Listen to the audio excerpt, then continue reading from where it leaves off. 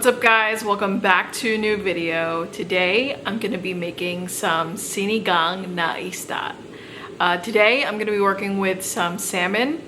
I got a whole salmon that I'm going to use today, and one thing I'm going to do differently is typically a lot of people when they make sinigang they use a tamarind packet just because it just makes things a lot easier.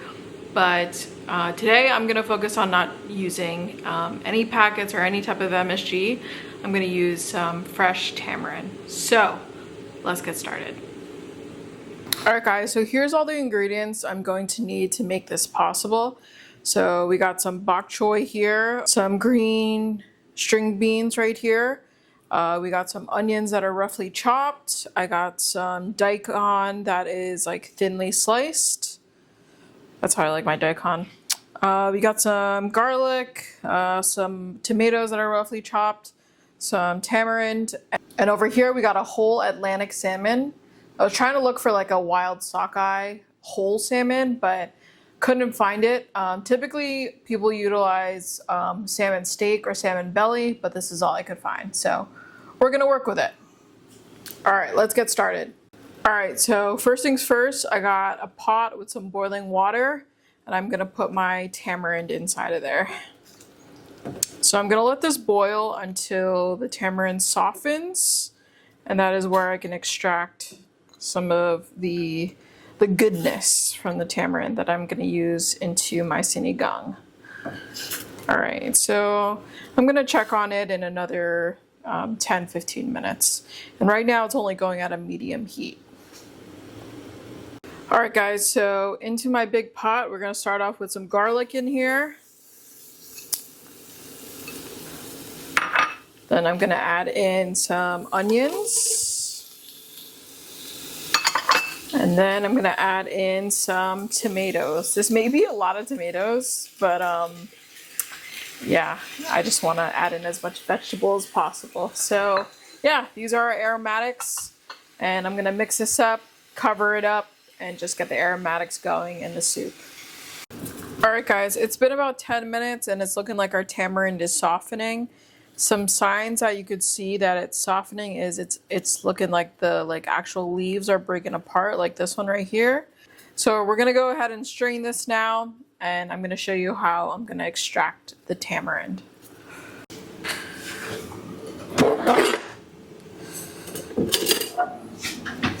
Alright, so here's the tamarind now. I put it into a, I'm filtering it in a, what do you call this, like a strainer.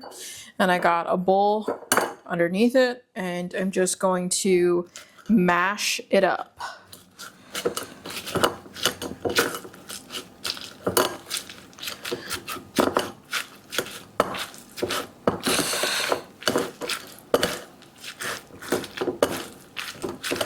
Okay, so it's mashed up. Now I'm going to add some of that water that I had there, that boiling water, and I'm going to pour some of that in there and just continue to mash it up. I realize I actually don't need the filter in yet. I'm going to need that afterwards. So just going to continue to pour until I get that consistency I want.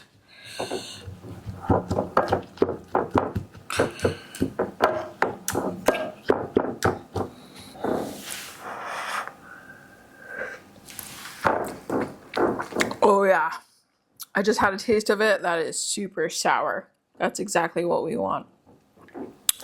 Alright, gonna let this sit and gonna check on how our aromatics are looking.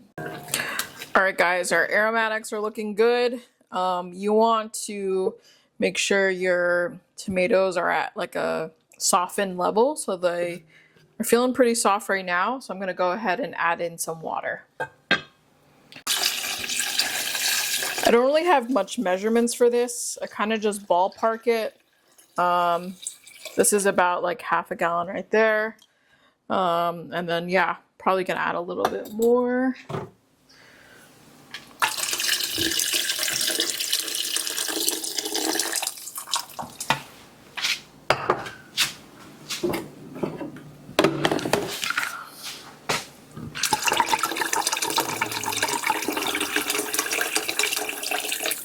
All right, so it's hitting like the halfway mark on the pot right there. So that is pretty good. So I'm gonna go ahead and let this simmer for a good 15-20 minutes. All right, guys, so this tamarind is looking good. So now we're gonna go ahead and filter it.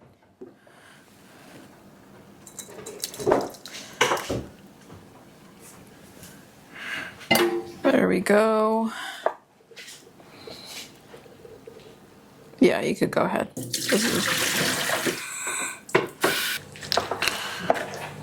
All right. So there we go. This is what we have to work with. So I'm just going to keep this and set this aside. All right, guys. So this has been boiling for the past 15 minutes. And now I'm going to go ahead and add in the tamarind that we extracted into the broth. Mix that all around. Then we're going to go ahead and go in with a little bit of salt here.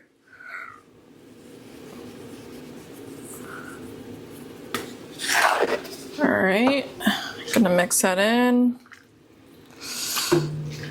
Now we are gonna add in our salmon. So let's add that in. And you want to do this really gently. And while you're stirring it in, you want to be super gentle because you don't want to break the salmon. And this will cook for a good 5 to 10 minutes. So I'm just going to check on it. But if you have like thinner slices of salmon, what I would recommend is putting in the vegetables first. So there we go. Gonna add in the salmon. Yeah, I'm gonna say it's gonna give a good 5 minutes here. So I'm gonna watch out for that. And then we're gonna go ahead and add in the vegetables right after. So this is a pretty quick process. All right, so it's been a good 5 minutes. And as you could see, here's like one example here. It's like, it's not fully cooked, but it's like almost cooked. So after that, I'm gonna go ahead and add in the green beans here.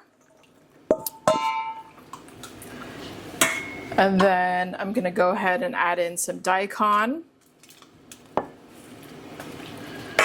So one thing I forgot to add into the ingredients list is some green chilies. So I'm just gonna add 2 of those right there. Actually, let's do 3. I like a good spice. So just incorporate that. We're gonna go on a slow boil here. Okay, so we're gonna let that sit and cook in there. So let this sit for a good 5 to 10 minutes.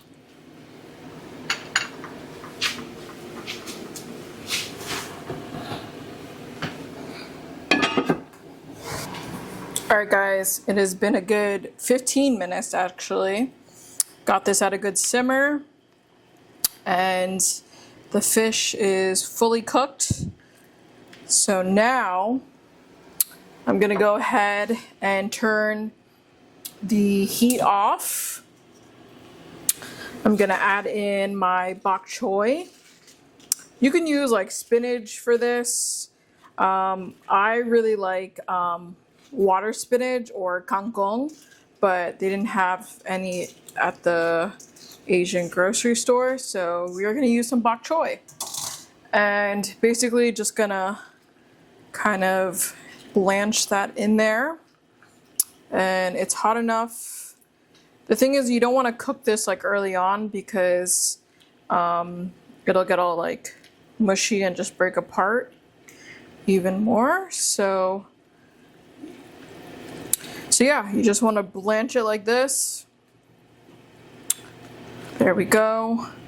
And then the heat is already off, like I mentioned. So we're gonna just put the top on and let that bok choy soak into that broth. All right, guys, sinigang is done. This is what it looks like. So let's give it a little taste test. All right, guys, let's try this out. Got some salmon, some daikon, a little 볶음이. Look at that.